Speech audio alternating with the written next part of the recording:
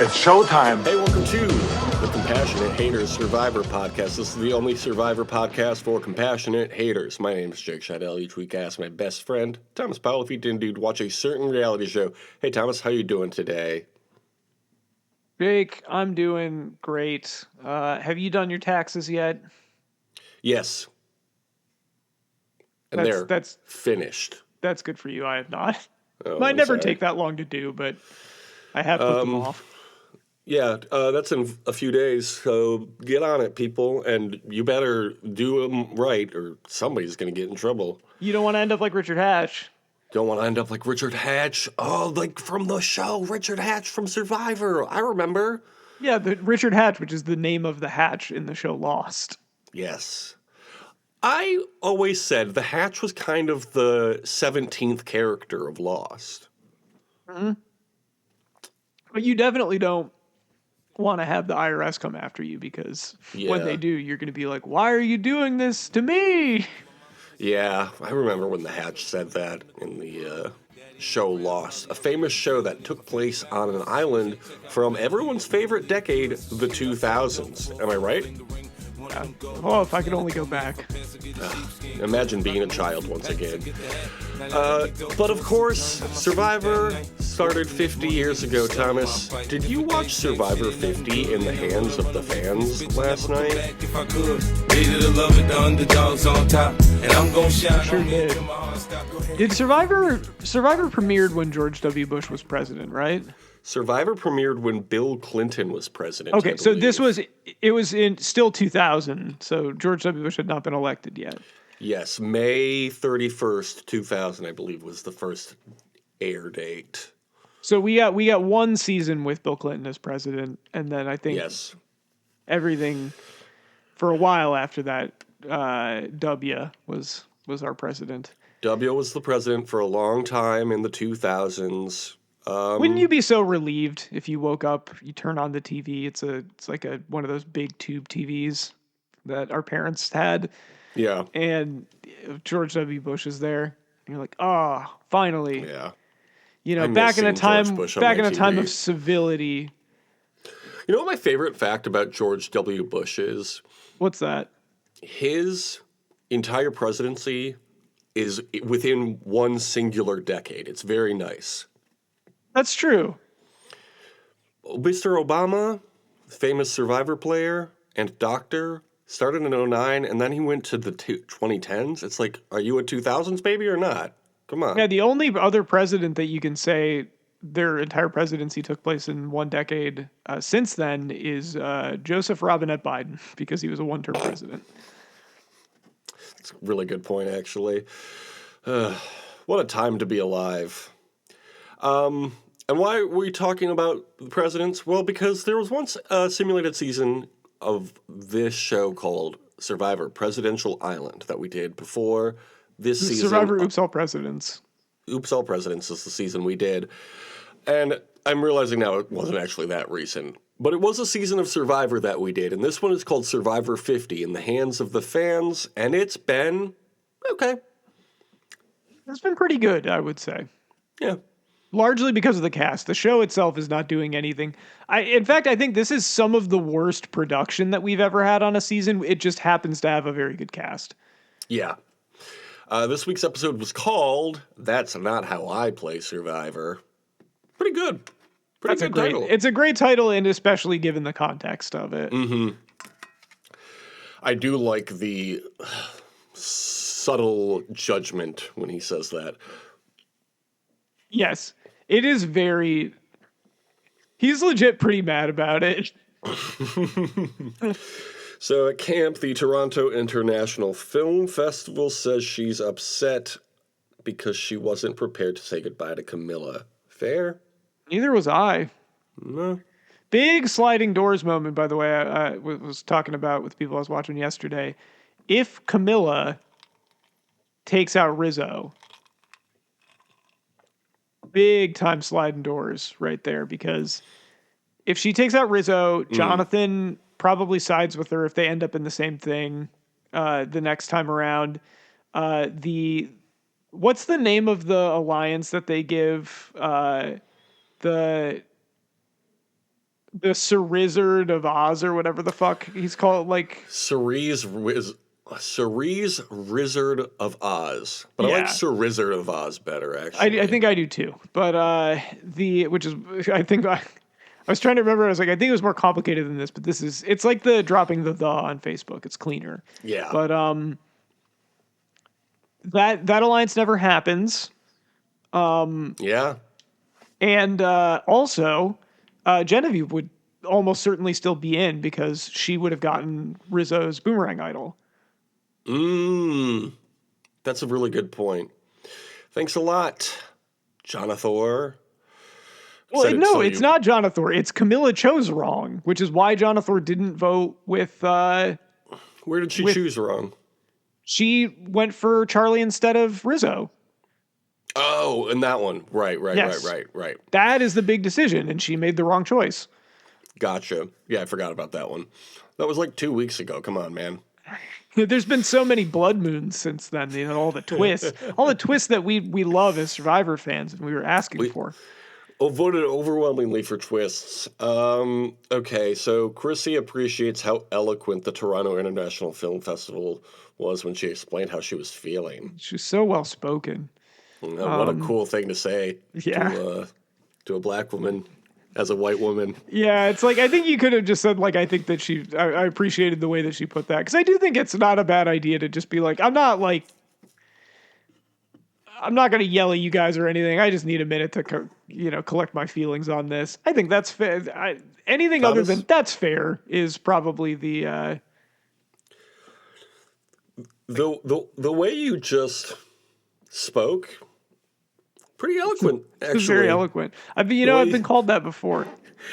The way you had something you were going to say and then kind of lost your train of thought and kind of just stopped talking in the middle of the sentence. I like that. That was really eloquent. Yeah. It's like the Das Racist line, older white people say I'm very articulate. Exactly. Meanwhile, Aubrey claims that tribal council went too fast to play her idol. Why? There's just no like. Why would lie? anyone believe that? Why even lie? You could just be like, it seemed like the way things were going, I was going to be able to get away with it. Yeah. So Jonathan tells Coach that Dee is a snake and that Aubrey's a liar. Man, Jonathan, I was really rooting for this guy, and he is just being mean to all my favorite ladies. No, I was loving. Finally, somebody actually look. It's like, someone looks at Dee and instead of just being like, she's so beautiful, I love her. It's just like, hey, she's just gonna walk through this game unless somebody tries to get under her skin a little bit, and it worked. Speaking of Dee, actually, I did want to say there is something about her I really like. Yeah. Hard to put your finger on it, though. Yeah. Dee... Oh, Coach says he's ready for war. This fucking guy. He's been waiting. He's like the Pete Hegseth of fucking Survivor 50. It's time to go back to the old him. That's just... No, it was funny because he was in a position of strength in that interaction. But because he's Coach and he truly could not help himself, he immediately goes from not really having to do much other than just being you haven't been forthright with me. You claim that you're playing with people, but you're to Dee or whatever. People need to be careful with you. And with Jonathan backing him up, and all he had to do was just be leave it at the I don't play Survivor that way, which was great. Yeah. But less is more, Mr. Coach. He is Coach, and he can't help himself. And so then it's I'm going to lecture all of the other players about how to play Survivor. My favorite part of which being him saying, Survivor 50 is not going to be won this way by lying. You are not going to win at the end. It's I'm Coach, all due respect, what do you know about winning at Tribal Council? Yeah. Yeah. Or lying on Survivor. Well, he's never lied. He's always been honest. Of course. Dee and Jonathan were getting an argument about the Charlie blind side. Oh, you were just talking about that. Yes. He accuses her of lying because he wanted to get a rise out of her. Didn't love this from our man Jonathan.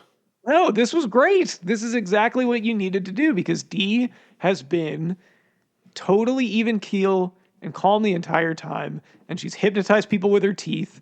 And this got her to drop that facade. Because I think the thing with Dee is, so I think it was somebody in our Survivor DM was saying that she is a Boston Rob style player, where if anybody Best ever do crosses it. her, she immediately, yeah, well, that's what people are saying about her. Yeah. It's a great comparison because people are like, Dee, best ever do it modern era. And but the second that anybody like disagrees with her or crosses her, she's like, I'm going to destroy them. Like she was going to do it with Emily because she told 30 people about Rizzo's idol, and Emily, because everybody was telling everybody about everyone's idols, just assumed everyone else knew it, which I think is pretty reasonable, honestly. And she was like, that bitch, I'm going to get her. Emily says Coach is a flat-faced liar. I like that She's line. correct. That's a good line from Emily. Emily continues to rule. Coach could have had Emily on his side if he had just been like patient and you've been like, hey, Dee's gunning for you eventually if you found that out. But instead, he goes to lecture everybody. This is there are so many great Emily faces of her being like, that's great. Anytime that Coach said anything. How about when Coach was lying in the hammock and writing his haikus? Yes. And everyone is like, I don't want to hear these. And he was like, no, they're so good, though. I need you to hear them. A lot of them, I don't think, followed the rules of haikus, but no one cares. Then the Z-Boys return from exile. I kind of forgot about them. The Z-Boys, yeah, they're back. Coach it must have been very jarring, which obviously the reactions showed this, to come back and be like, oh yeah, 3 people got eliminated. Yeah. It's like, man, I'm really glad that I wasn't there. Exile was a great advantage, I think Oswald said. Oswald? That's not his name. Oscar. Lee Harvey Oscar. Coach invites Rizgod to join the Four Horsemen Alliance, which is Joe, Jonathan, Rizgod, and Coach now. People cannot stop playing with Rizgod. I don't get it. Because they think they can take advantage of him. I guess that's true, yeah. But joke's on them. What if he pulls a Sandra? I don't know about that. I was 6 years old when Sandra said, I don't know about that. He's playing pretty well. It's annoying to me because I feel like at a certain point, because it's been 2 straight seasons of this now with him, where I'm like, all you got to do is just get him out. Like, why is it so hard for people to just get him out? But people never seem to, so at a certain point, that's got to be skill, right? Like, it can't just be that he's playing with people that don't know how to play. He's playing with a lot of people that do know how to play right now. Yeah, but he also has the advantage of they've never seen him play. That is true. And he has nobody to corroborate, rough word. He does have a clear talent that I think was on display, which I don't know if I ever fully gave him credit for before this episode, but like, I think Rizzo is very acutely aware of where he is in the game and where everyone else is in the game. Mm-hmm. That's so true. Emily tells Rizgod she knows about his idol due to everyone's favorite, best to ever do it in the modern era, Dee. I like that they was this when they did the montage, or was it a little bit later that they did the montage of her telling people about it? And it was like 5 people that she told. This was the moment. Yeah, it was so great because when Rizzo on Exile or right at the merge was like, and it's so great because I've only told like 2 people about my idol, like nobody knows that I have this, and then it's like I was like, I don't think that's true, and then this episode was like, no, literally everyone knows that he has one. I do always love when they do little montages like that. It's always so funny. So then another boat pulls up to take someone on a journey. Okay. They pull us the shot in the dark to pick somebody, and Seth gets to go. What did you think of this segment? Was it a good use of 10 minutes? I think it was not a good use of 10 minutes. I think I wasn't opposed to this as a type of challenge. I think that they just needed to cut the segment a little shorter because it Yeah. had the effect that I think you want with that, where it's like, oh, that seems like it would be really hard to do. Yeah. And all of this for a fucking steal a vote, which is the Exactly. one of the most cursed advantages that you can have. Yeah. Survivor Curse Island. They should do something like that sometime. Yeah, the whole time I was just thinking, like, is there anything else going on right now back at camp that we could be So seeing instead of I this? don't think we described what the Oh, actual what the challenge challenge was? was. Yeah, she had to hold her head up above her head for an hour. She had to hold her head up above her head. She had to hold her head above her head. Try it. It's harder than you might think. Look, you Her might think hand it's above her easy. head. Yeah, she had to hold her hand above her head for an hour, which would be very difficult. Although she did, I think it would be impossible if you just had to hold your arm up straight, but you're allowed to brace it with your other arm. Yeah, But even that that, definitely still would very help. very difficult. But she does it, and I did like when the pot dropped and broke, because it's like the pot's slowly filling with water, and then it breaks after a certain after the hour is up or whatever. And if you drop your arm, then you get soaked in some kind of gross looking water, honestly. But you're able to step away from it if you Yeah. win. So Yeah, that's good. I feel like it's probably just dyed water, but who yeah, knows? On this island, anything could happen. they slime you. They drop some Nickelodeon slime on you. Imagine. Can we do Survivor Nickelodeon characters someday? They should do that They because should do that. You're right. they have the rights to it. It's Paramount. Oh, good point. Yeah. Yeah. Just get a bunch of Nickelodeon kids on there and make them play Survivor to promote, I don't know, the reboot of the live action Dora the Explorer or whatever. Do you know the how fuck. excited I would be if they had SpongeBob as a guest? Like instead of Mr. Bro, Beast, it was SpongeBob. why don't we do that? I'm sure Jeff's been on SpongeBob. Time to return the favor, SpongeBob. That's right. Jeff got you into this business. It's time you repaid him. In the ice, like a blizzard. Did you hear what I just opened, sir? I heard that you opened something. What was it? This is a little Celsius strawberry passion fruit. Oh, okay. Have you had this one? I have not had that one. Is it a fizz or a fizz free? Appears to be fizzing, my boy. Okay. You know what? One thing, the one criticism that I have of Celsius, because I do like it and I drink Celsius, a good amount. It's probably my favorite brand of energy drink. Whoa. No, second. You hear No, that uptime? wrong. My favorite brand of energy drink that is carried in every store I go to is what I would Okay. say. Yeah, Uptime number one still, obviously. Yeah. Have you ever tried Bloom? It's kind of hit I or don't miss think for so. me. I don't think I have. But anyway, the one criticism that I have is that the carbonation, I don't know if it's a fault of the packaging or what, but like half the time that I have carbonated ones, they're flat. Maybe you're grabbing the wrong one. Yeah, that's clear. Because Clearly they- sometimes that'll happen. They'll have one that is carbonated and one that is not carbonated, but otherwise the same flavor. If you're not looking closely enough, you might grab the wrong one. No, it is clearly carbonated, but like it is just like the carbonation is weak. Like Hey, Ariella and I were trying to figure this out. What happens to the hydrogen when you put the carbon in? what?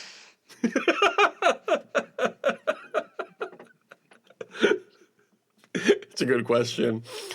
So back at camp, Stephanie returns. Oh no, Jake, don't you want to? I didn't. I already Oh, had something you- open, but don't you want to know what I'm drinking?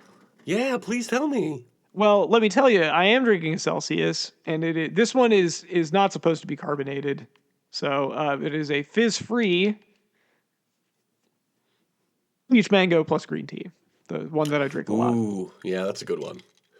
Probably Haven't seen that one still, yet. it's probably still my favorite flavor. I will say the Fuji apple pear one is very good. I had one recently that was a little too sweet for my taste. I can't remember what it was now, though. But it was tasty, but a little too sweet. You know what I mean? Yeah, I know what you mean. Okay. Stephanie returns to camp, but she claims she didn't get the advantage. But Suri of the famous Sarizgod Alliance, Sarizgod of Oz Alliance, can tell she's lying.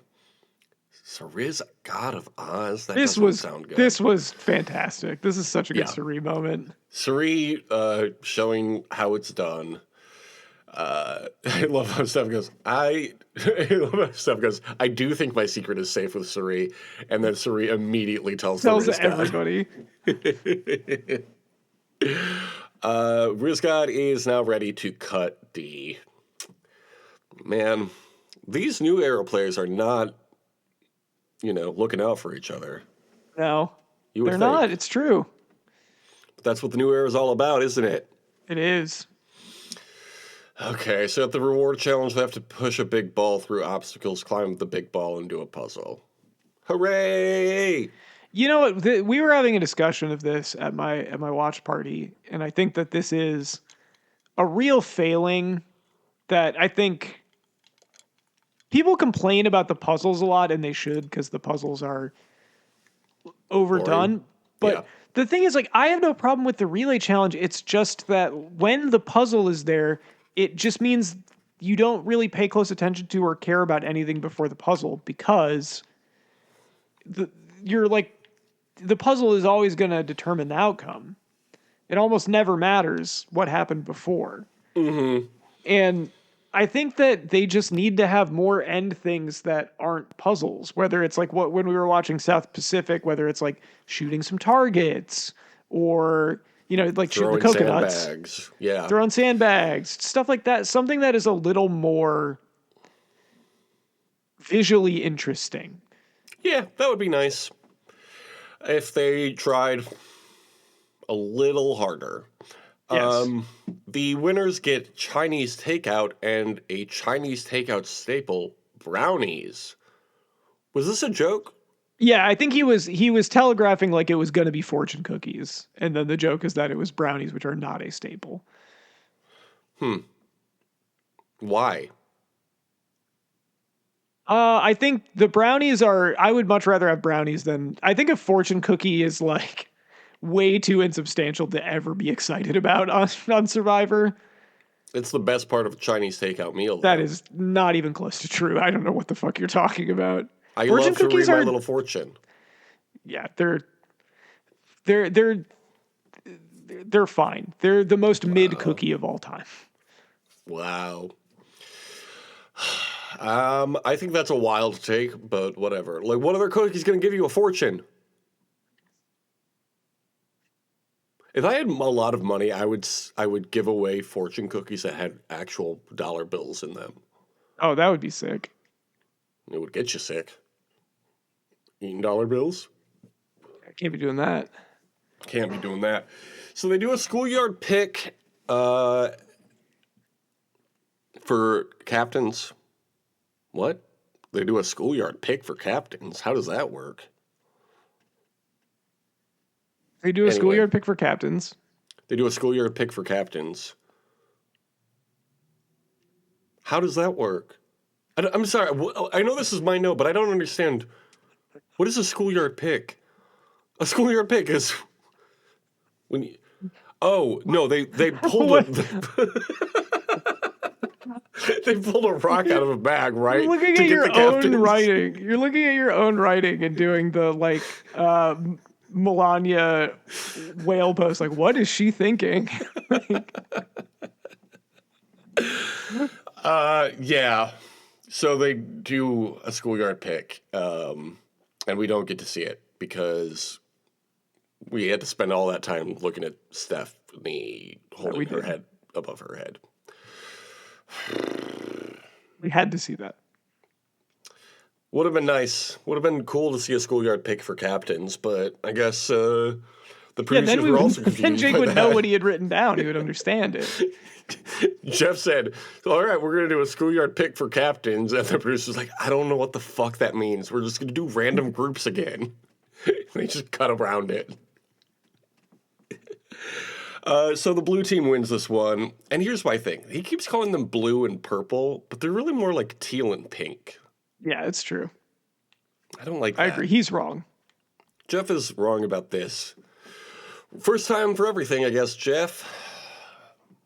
So the blue team wins. Whoever was on that one, congratulations to them. They also get to do immunity challenge. I thought this was an interesting wrinkle, but ultimately unnecessary.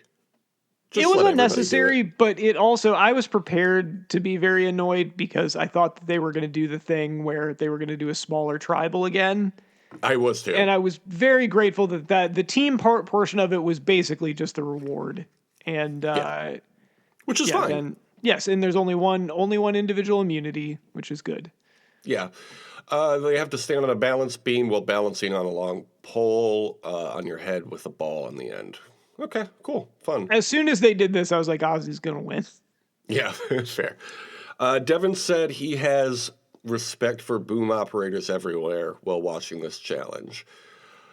This felt like a great opportunity to break the fourth wall a little bit and show us the boom operators. They should have cut over to a boom operator. Wouldn't that have been fun? Boom operator gives him the thumbs up or something like that. Instead, Jeff's just like a little bit of TV humor or something like that. Here on television, we have boom operators that hold microphones above the scene so we can hear every whisper. Like, yeah, dude, we know what a fucking boom is. We're watching television.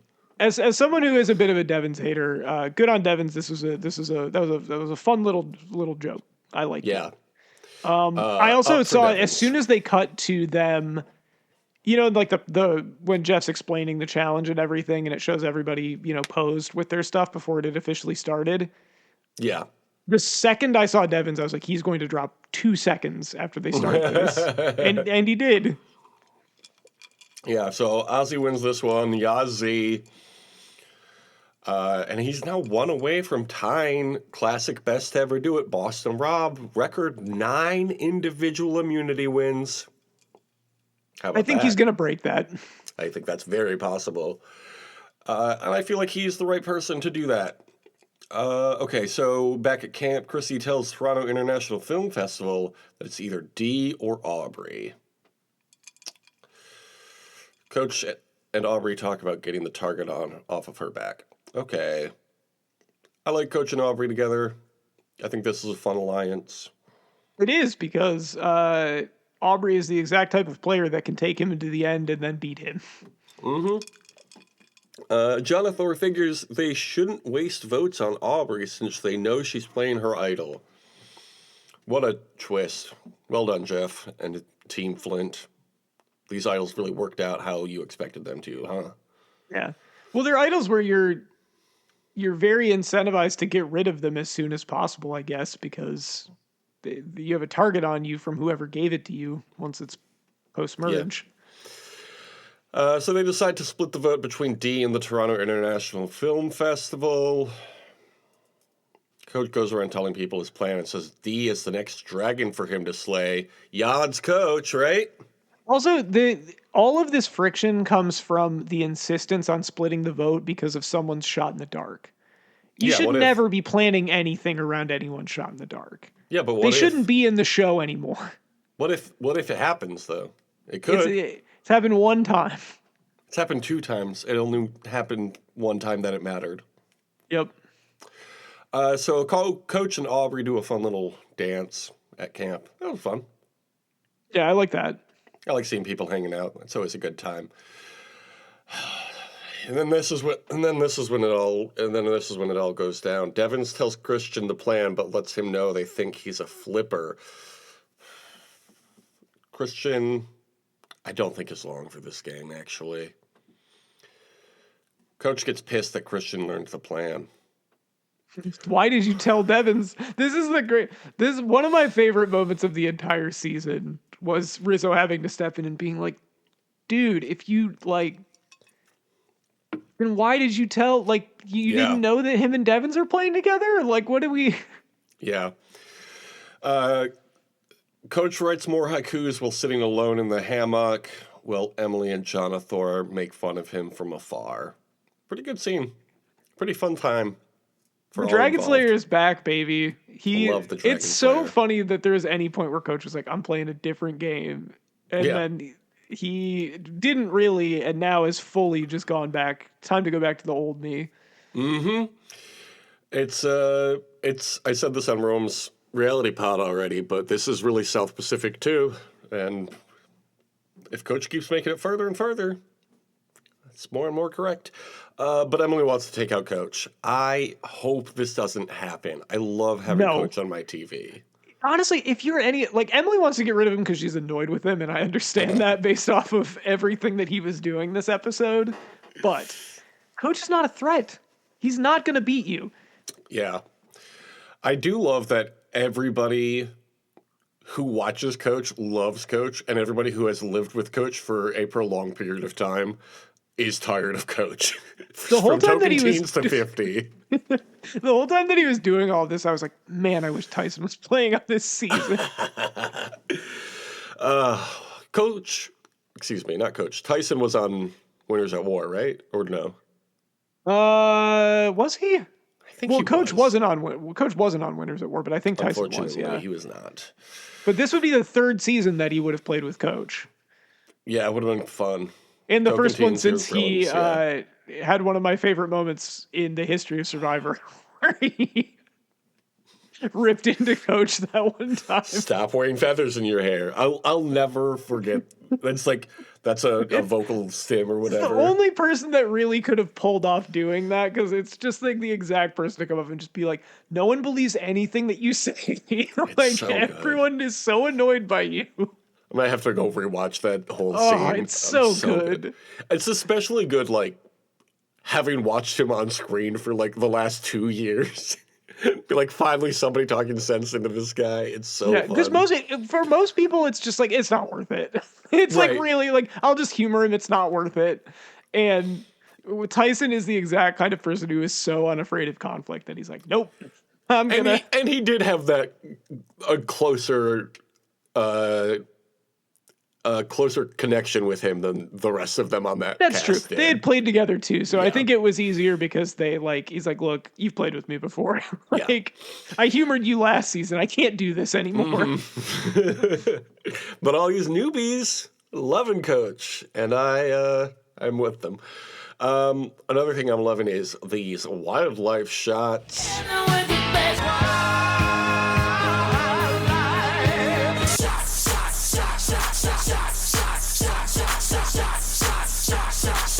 We actually only had the one this week. It was rolling the bat, but he was having what looked like a massive party atop that tree. They were having a house party. It was how All American Rejects are playing like house parties and stuff now. Hell they yeah. They were going and playing. That's based All American Rejects were playing that. Pretty cool. That rules. All American Rebats. I feel like we could do something better. What song's that? Ocean Avenue. You know that's by Yellow Card. Ocean Avenue Move is on along, idiot. Thank you. Okay, I forgot the name of the All American Rejects song. They weren't one of my faves. Ocean Avenue was my favorite song of that era. Well, you know what? If I could find you now, things wouldn't get better. How about that? Sounds like a threat. So here's the thing. I haven't done that song at karaoke yet, but I really want to. Ocean Avenue. That's what I was trying to say. People would be into it. That is a song that gets a big reaction. Absolutely. At Tribal Council, it's the most people ever at Tribal Council. Woohoo! They talk about the blood moon. We didn't even see a blood moon on screen during the blood moon episode. Isn't that stupid? That is very stupid. Least surprising note here of all time, Coach says some nonsense trying to be poetic. That's good. I said during this episode that Coach, there's a character in A Midsummer Night's Dream who the entire purpose of him is that he just does a bunch of malapropisms trying to sound smart, and that is Coach's role on the show, because Coach did the adversaries become enemies and enemies become adversaries thing. Classic. And then he said "galliantly" at one point today, which is good. I'm glad you mentioned that. Galliantly, which is a him transposing the words gallant and valiant. Oh my God, Prince Galliantly. Remember Prince Valiant? Wasn't I that the remember guy's Prince name Valiant. from the comics? Prince Valiant was one of those. I was just thinking about comic strips the other day because, like, I read the Sunday Funnies back in the day. I'm Of sure you did course. too. And Maybe I read the funnies every day. one of my favorite things thinking back on it is even as a kid realizing that something for adults, like there would be like you would see like the Lockhorns or something like that in there, and it Yeah. would be like, okay, I know this isn't for me, but does anyone like this? Like, Yeah. this is just bad, right? Like this isn't like because I think with like something like Doonesbury, I was like, I don't know, maybe I don't know enough politics for this to be funny, and then it's like, oh, it turns out it's actually just not funny. But with the Lockhorns, it was just every single time it was just like, damn, I hate my wife, and it was like, Yeah. who likes this? It's good. And Prince Valiant was one like that where I was like, this is not interesting. This seems lame. I think, yeah, everybody had the same reaction to that. That exact same reaction to that comic. I tried reading it a couple times and I didn't understand. I was like, this feels like something I need to start from the beginning, and I don't want to do that. It's like a serial, like it's like an adventure thing. But yeah, I'm good. My favorite was always Get Fuzzy by Darby Conley, which apparently is still running to this day. Do you remember this one? Yes, I like Skip Fuzzy. Get Fuzzy was good. This one was from Saturday, April 11th, which is today. Whatever happened to your comic strip music crossovers? It's the guy talking to his dog. I kind of wanted to see Sid Vicious pay a visit to Nancy. See, I was going for the lucrative 13 to 21-year-old market, and I realized that kids don't read comics anymore. That's funny, because we're both adults. Books might as well be clay tablets. TVs are for old people. Computers are for nerds. Radios for angry radicals. I'm really left with two mediums, iPods and sticky notes. Entertainment sticky notes? Satchel voted for them, too. I guess Satchel's the other animal in the house. Yeah. I don't know about that one. Maybe if I was keeping up with them more. Better luck next time, Get Fuzzy. Yeah, well, I love this every quarter or so, checking in on comics of our olden days. You know what is back now, I think, and will always be funny? The Far Side. I'm very happy to have the Far Side That and Calvin back. and Hobbes are the GOAT comic strips. Two of the best. I see Calvin's dad popping up a lot these days with words of wisdom. And, having read that book back in the 90s when I was a child, the 1900s, as the Gen Z says, Calvin and Hobbes was an important one. One of my favorite things in that with Calvin's dad would be when he would tell a clear lie to Calvin as an explanation for something. And then it would always cut to his mom. It would be like, if you don't know, don't tell it. Don't just make something up. Because there's one where it was like, how do they know like what the weight capacity is for a bridge? It's like, oh yeah, well that one's actually pretty simple. They just drive bigger and bigger trucks over it until the bridge finally collapses. And Calvin's like, oh yeah, that makes sense. And his mom is like, if you don't know, just say that you don't. That's so funny. We have a couple of compendiums from back in the 90s, either here or at my parents' place. But if they're at my parents' place, I'm absolutely going to steal them back next They're time so I'm up good. there. Yeah, I definitely have with like our coffee table. It's got little like nooks that you can put stuff to read in, and I've got at least one Calvin and Hobbes compilation in there. One of the best. Calvin and Hobbes, that's another. Oh my God, Thomas, let's do Sunday Funnies simulated season someday. Oh, yes, we should absolutely do that. That's fun. Okay, speaking of Survivor, Joe mentions the firehouse working together and everybody gets mad at him about it. Why do people get so mad about People a firehouse? are getting mad at Joe about weird things this season. I don't understand it. He's in the Gallantly Guys Alliance. Okay, so it becomes a live tribal. Whatever, bro. Who cares? Again, these shouldn't be allowed. This is such bullshit. I think if I could vote on this, one, obviously, if they said if you could vote on live tribals, I would say no. But like, I think at tribal council, you should not be allowed to speak unless you are addressed directly. Ooh, that's an interesting take. I do agree. I don't think there should be any sort of whispering at tribal council. Everything should be said at tribal council. Well, it would be one thing too, like it's bad enough if it's somebody sitting next to you, but to go up and walk across to the other side of the fucking council, and it's like, no, you should not be allowed to do that. Yeah, you had all day to do that. Back in the day. Toronto International Film Festival says Coach is a self-righteous hypocrite during her vote. Coach calls his vote for her a shot across the bow. This could be a fun little rivalry they've got going on here. Could be. Coach, the All-American man. TIFF, the Toronto International Film Festival. Two very different things. You know the classic Canada-America rivalry? They're always like, Yeah, we're I've heard America of it. too. And it's like, shut the fuck up.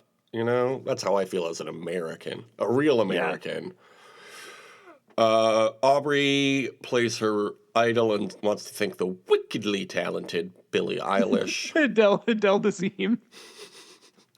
I couldn't tell if she was doing that like as like intentionally, but I did like that as a bit of her just being like, thank you so much, Billie Eilish. I love you for your wonderful boomerang.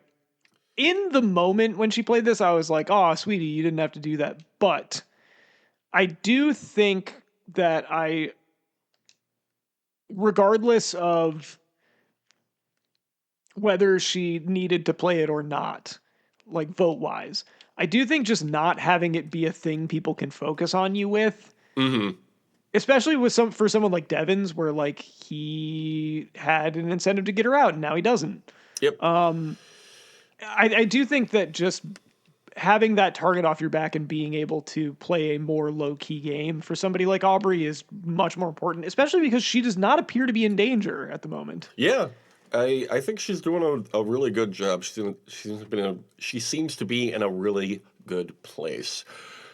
Dee plays her shot in the dark. It doesn't work. Okay. Coach gets a vote. Toronto International Film Festival gets 4 votes. And Dee gets the other 7. Sucks. Hate to see it. There's just something I don't like about seeing Dee get voted out. It's just hard to say why. Just the concept of not being able to, see her. I mean, experience her on the show, but not being able to see her on the show anymore is just real. Yeah, unfortunate. I had a question asked of me during the watch party I was at, which is, guys, I think there was like a shot of somebody's. No, it was when they were moving down the beams or whatever, and it had the close-ups of people's feet. Like, do you think feet guys watch this show? And I said, I don't think I know. Yeah, because 100%. of Survivor Feety 5. Of course, can't forget about Survivor Feety 5, Dee's first season. I will say, I hate to see her get voted out, but I love to watch her leave. Or no, wait, I have a better. I can phrase it better. I hate to see her get voted out, but there's just something I like about watching her leave. I was so glad that finally the spell was broken. Yeah. Where everyone isn't just like, what a nice young lady. She does seem like a nice young lady, though. I can't deny that. Yeah. Also, fun fact, Dee, first new era player to reach 39 days playing Survivor. Interesting. Famously, the original run of the show. Or the game, I should say. And then Rizgod was the second the next day, I think. Right? The 2 goats of the modern era. 2 of the best to ever do it. Who do you think the GOAT is of the post winners at Warrior? Who do you think is the best player? Probably Dee, honestly. He's definitely up there. Like, she's doing great. I mean, not anymore, obviously, but yeah, I do think that her getting, I mean, she's on the jury at least, but I do think her going out this early does kind of tarnish the case that she had, because she had like the perfect game case before this. Yeah. What about Bruce? He's the original Brunkle Bruce. Yeah. Brunkle Bruce. Yeah, right. I forgot about that. I think I would probably say Jam Jam. Mm-hmm. That's fair. But I don't know that there is a consensus one. I think D was the closest thing we had to it, and I do think that her not getting further in this game makes it more of a question. I mean, she made it as far as anybody. Or what? She made it further than any of the other winners. Let's see. Erica, probably not. Marianne, probably not. Cassidy, probably not. Grimace, no. I'm just going through the winners. Jam Jam, fair. Oh, Cardad's son. He did pretty good for a 20-year-old. Yeah, he was great at cheating on puzzles. It's not cheating if you prepare. Kenzie is solid. Charlie, unfortunately, his stock dropped after this season. Rachel? Yeah, Rachel, I think, is definitely in the conversation. I feel like even with the unforced error or whatever on Camilla's part, I feel like you could put Camilla up there. I mean, Kyle, I think. Kyle, yeah. Kyle has still not been voted situation. Off. Yeah. Yeah, only person you can say about that in the whole history of Survivor. I don't know if that's true, but whatever. Okay, so last week you had 29 points. I had 33 points. Of course, you picked Emily at the merge. I picked Aubrey. We each got a point for them surviving, and then we predicted nothing else correctly. So, that's too bad. You got 30 points now. I'm at 34. Exciting stuff, huh?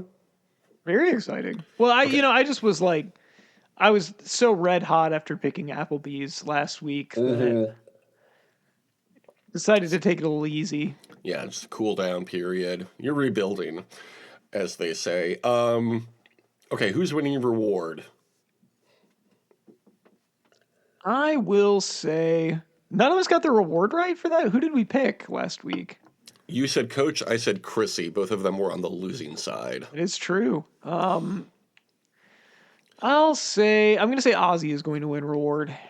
That's fair. I'll say Sari. And what will the reward be? It's Chinese food this time. A succulent Chinese meal? Oh, that's I was feeling some garlic fried rice when I heard that. I was like, that sounds great. That sounds great. I'll say pizza. That's what I said last week. I'll take your pick from last week then. Pastries. The 2 Ps. Who's winning immunity?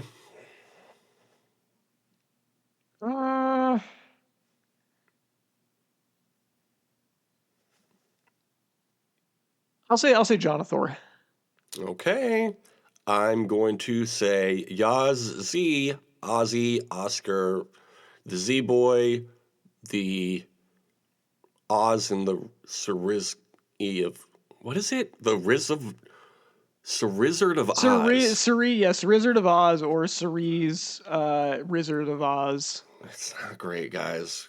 Try again. The 4 Horsemen? That one works. Yes. There's 4 of them. They're all men. Woo! You throw up the 4? You can throw up the 4? Yeah. Okay, and who's getting voted out? Who's getting voted out this week? That's the question. Great question. I'm gonna say who's left? So people. Yeah, there's a lot. Who's left? Who's vulnerable?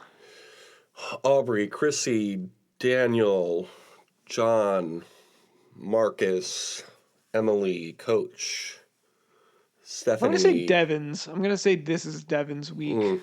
I could see it. I'm going to go with the other side of the Nerd Boy Alliance and say Christian. I think for me, I think there's a chance it'll be between the two of them, and I think Christian is more likely to flip to save himself than Devins is. Interesting. Well, this week we got a lot of haikus from Coach. So can you tell us the name of today's quotes quiz? So nasty that it's probably somewhat of a travesty having me. Then he told the people you could call me your majesty. Can you tell the difference between famous poems and poems by fourth graders? Fourth graders and the haiku masters appear to share an affinity for trees and bugs. How well do you know your haiku? This is posted by Jen Lewis, BuzzFeed staff, from December 4th, 2013. So this is the heyday of BuzzFeed. It really was the heyday of BuzzFeed. Nothing to worry about in the early 2010s. Famous haiku or fourth grade haiku? In the woods they roam. The wildlife is creeping. They are living life. Famous haiku or fourth grade haiku? I feel like fourth grade haiku. This feels like fourth grade to me. This is by Shelby. Yes, this was a Shelby, a fourth grader. Okay. Do you want to read the next one? Blowing from the west, fallen leaves gather in the east. I'm going to say this is a famous haiku. I'm going to say fourth grader. Fourth graders don't talk about stuff like that. That's fair. Maybe Maybe really by smart Busan, one of the 4 haiku masters. A person to love, a person to have always, a person who cares. Ugh, I fear this is a famous haiku. Fourth grader. Damn it. Abby, a fourth grader. Okay. This one's you. I'm very quiet. I can fly and make no sound. I do have big eyes. A plane from the movie Planes? I'm going to say fourth grader. I'm very quiet. I can fly. Yeah, this feels like a fourth grader. Yes. Abby, a fourth grader. She did the last one. Yeah, Abby, very prolific. She's actually the 5th haiku master. An old silent pond, a frog jumps into the pond. Splash, silence again. I'm going to say famous. Famous haiku, yeah. Yep. It's by Basho, one of the 4 haiku masters. Oh. This one's you again.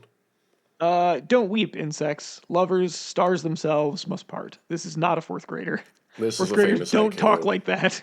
Yeah, no fourth grader's going to say shit It's about by the stars. Issa Rae. It's by Issa, one of the 4 haiku masters. Issa Rae? Issa Rae, sorry, yeah. Jesus. Wow, what a long neck. They are as tall as a tree. Only legs I can see. I'm going to say fourth grade. I really hope this is a famous haiku. You know what this so sounds like funny. to me? This sounds like anteaters might make good pets, maybe. They have long tongues. And I was famously in junior or senior year in high school when I wrote that. Giant anteaters.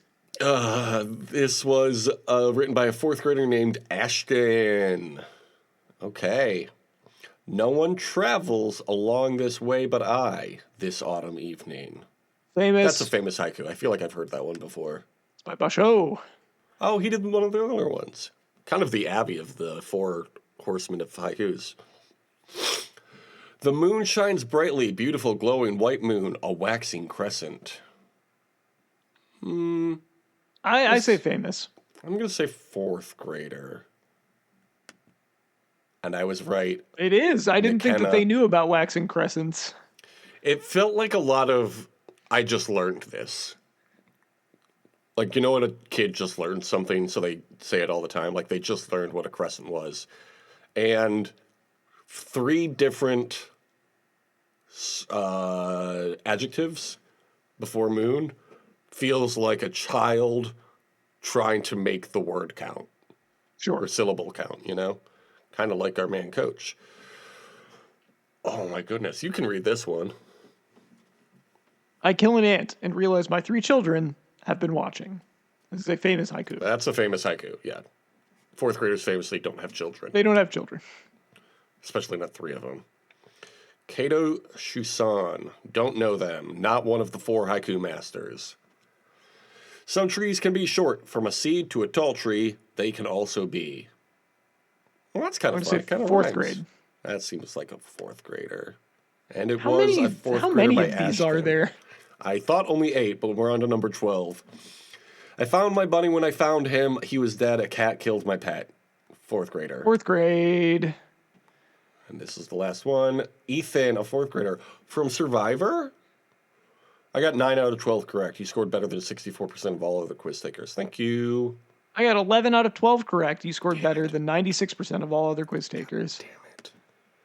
See, it would have been fun if we had said those in haikus, but we're not Coach. Or what? Thomas, or are we? Can you please tell me the name of any of the 4 haiku masters? There's like Bouchot was one of them. There was Issa Rae. Yeah. From Insecure. That would be a fun person to put on our Sunday Funnies. Ooh, that's a good idea. Sunday Funnies, one tribe is comics characters from the newspaper, and the other is from HBO comedies that aired on Sundays. Also, Doug Funny is allowed to be in it. Yeah, Doug Funny can be on it too, from Nickelodeon and Disney. Because his last name is Funny. He's a funny. Doug Funny should have been in the famous movie Who Framed Roger Rabbit, since he crossed over. Even though the show did not exist at the time that was made. Yeah. But they made up for it by putting him in Doug's big movie. That's a good point. That's a good movie. If you want to hear more of us talking about movies and shows, the show is on YouTube at the Compassionate Haters Survivor Podcast. Subscribe there. What can people comment on YouTube? Very funny smiley face, or just smiley face. And thank you to everybody who does that. Last week's poll was a tie-breaking poll. Who is your preferred deity, Rizgod or Jonathor? Who do you think people voted for? Did they tie again? No, they did not tie again. I'm going to say Rizgod won. The one true God, Rizgod, did in fact win 60% of the vote. So good for that. Should we give the pollsters a poll this week? Should we give the pollsters a poll?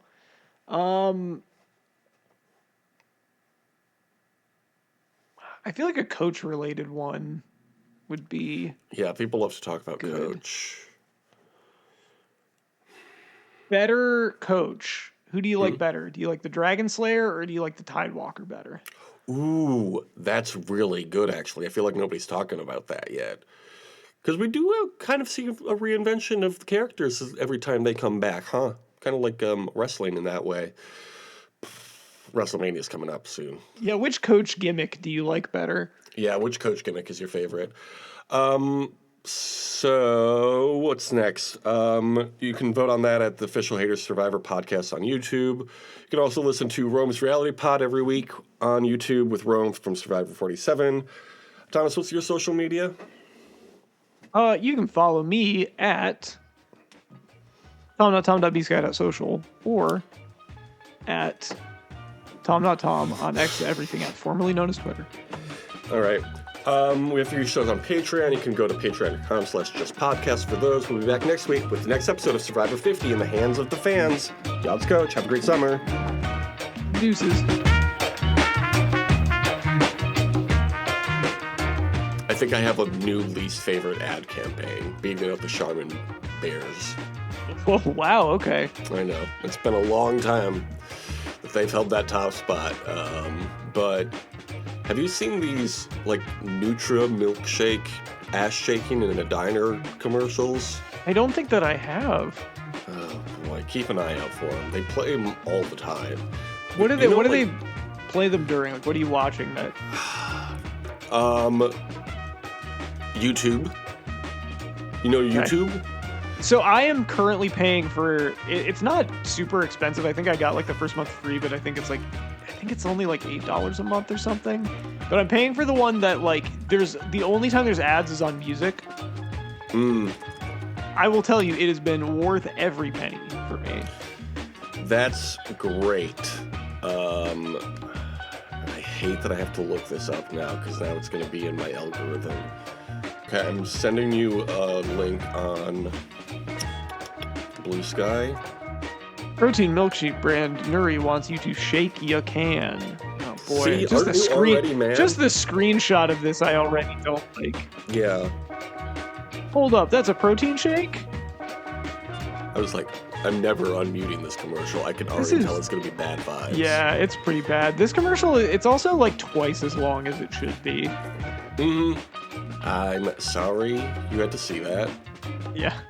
I didn't love it. You understand. The thing is, you see that once and you're just like, man, that's a shitty commercial. The problem is when you see it for like the 100th time in 2 days that you're like, I'm going to kill someone. And it's like, even the Charmin Bears, I've hated them. They've been my ops since birth. But at least their product is solid. Yeah. Well, it's actually notoriously it depends soft. it depends on which one you get.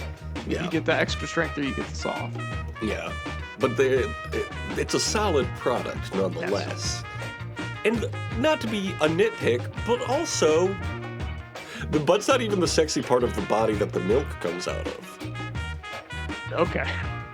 So I gotta tell you, that was not a thought that I had watching this, but sure. When you've seen it as many times as I have. Yeah, dude, Jake's an expert on this. You're actually writing your dissertation about it.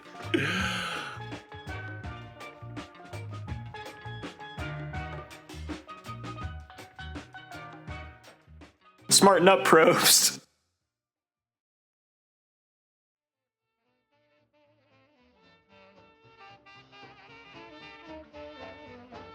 One guy, big Mo, 2 guys, little bitty Mo, 3 guys, 4-eyed Mo, 4 guys, no Mo, 5 guys, eat Mo, 5 little guys named Do you all remember Five Guys? Of course.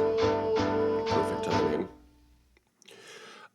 Who's up first? It's a guy from Survivor. Sports, news, or pop culture, and which is their theme? Can you find the theme? Up first is Robin Thicke. Oh, Alan Thicke's son from Growing Pains. How about Jenny McCarthy Wahlberg? Is she married to, like, Donnie Wahlberg now? She is indeed. How about Ken Jeong? From Wahlburgers. That's right. Ken Jeong, of course. Okay, so the theme of this is going to be host of The Masked Singer. I already can tell. No, there's only one host of The Masked Singer usually. Oh, you mean the panel, I should say, for The Masked Singer. But yeah, Ken Jeong, Dr. Ken. He was in Community and Rita The Hangover. Ora. How about Rita Ora? Rita Ora is like a pop singer that I don't know much about other than that she was in like a weird throuple with... wasn't she in a throuple with... what's his name from What We Do in the Shadows? And... She's married to Taika Waititi. Yeah. Weren't they also in, like, wasn't there... They had like a third at one point who was also famous, I think. I don't really know about all that, but he was on the show once, and he was in the crowd, and he was very excited for her, and she was very excited to see him. So that was nice. All of their spouses and partners came on at one point or another in the history of the show. Donnie Wahlberg played a chicken that like gave clues to the audience throughout the season.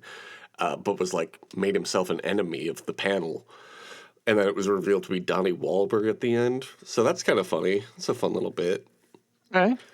And then our fifth guy is Nick Cannon. Nick Cannon.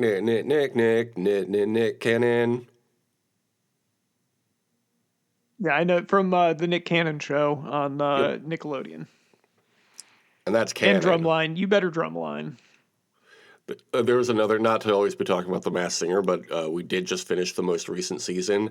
And we've been watching this show on and off since we started dating, and we finally caught up to the real life. And now it's over. So, the season. You heard it here first. The Masked Singer is over, according to... The Masked Singer has been canceled. There's too many bad folks on it, which is this probably is really for the going best. back to like the original definition of canceled, because that was, do you remember, that was when fan bases were doing that, and that was when they would do the like Justin Bieber is over party or something like that back in like 2014. Yeah, I don't think Bieber has been on The Masked Singer. Oh, Nick Cannon, speaking of, there was a little lower third. They liked to do little funny captions for each person, and on the lower third it said Nick Cannon for 2000s night was the theme. It said Nick Cannon peaked in Drumline, since you mentioned Drumline. That's true. He did peak in Drumline. But now he's out here doing The Masked Singer. Season 15 probably coming soon. Anyway, you ever gonna check it out? I've seen The Masked. I don't feel like I ever need to, like, I've seen it before, and I was like, I don't think I like this, and I haven't come back. You know what? That might be where we see those Nutrimilk shows. Commercials. You're doing this to yourself. This is the most obvious explanation for this, is that it's like, why are they playing these horrible ads that insult my intelligence just because I'm watching the dumbest show possible? Why do they think that I'm stupid? Ashley Simpson won. She played Galaxy Girl. Okay.